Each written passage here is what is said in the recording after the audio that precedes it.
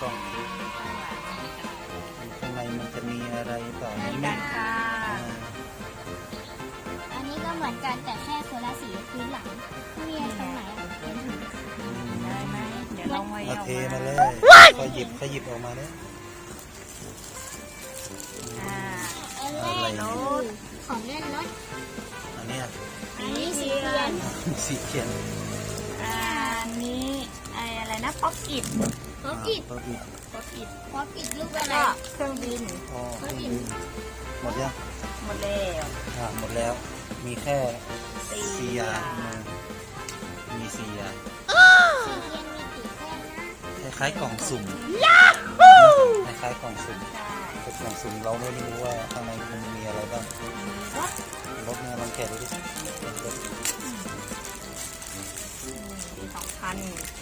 ประกอบเลยรถอะไรรถไถลานเหรอมีอันนี้ให้ด้วยมันมีตูดอ๋อมันเป็นแค่อันนี้ใส่ปึ๊บพอกดตรงนี้แล้วรถจะเด้งไปนี่นะมันเล่นอย่างนี้นี่เห็นไหมมีรูตรงนี้แล้วก็มีอันนี้เรามาเสียบตรงนี้เลยเสียบปึ๊บนี่เสียบเสร็จแล้วจะมากดแล้วนะ1 2 3ว้าวนะเดี๋ยวปิดตูดนะ1 2ไปแล้วยังไม่ทันผ่านเลยไปแล้วอันนี้คือสีเทียนในกล่องนะมีทั้งหมด6 แท่ง6 สีพี่มีนาลองระบายสีโชว์สิว่าคะอันนี้ก็พอได้แล้วก็อันนี้แม่น้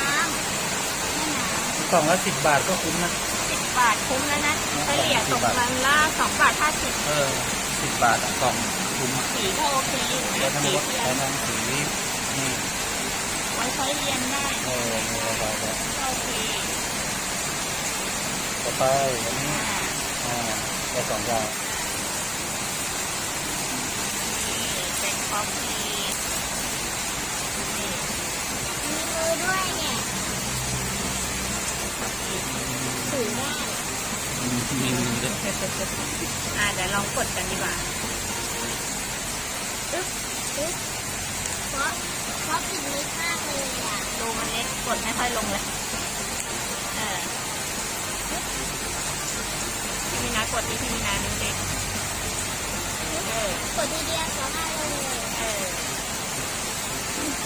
แล้วอีก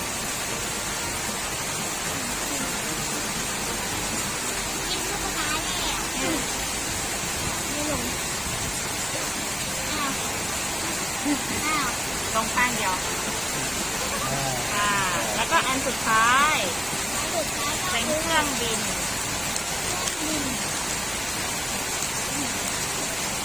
อันนี้เป็นเวลาเล่นอย่างนี้นะถอยหลังปึ๊บไปไหมไม่ไป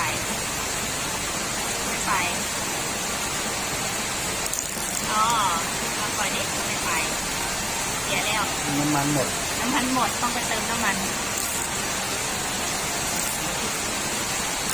ไม่ไปเอาไปต้องเล่นอย่างนี้แหละ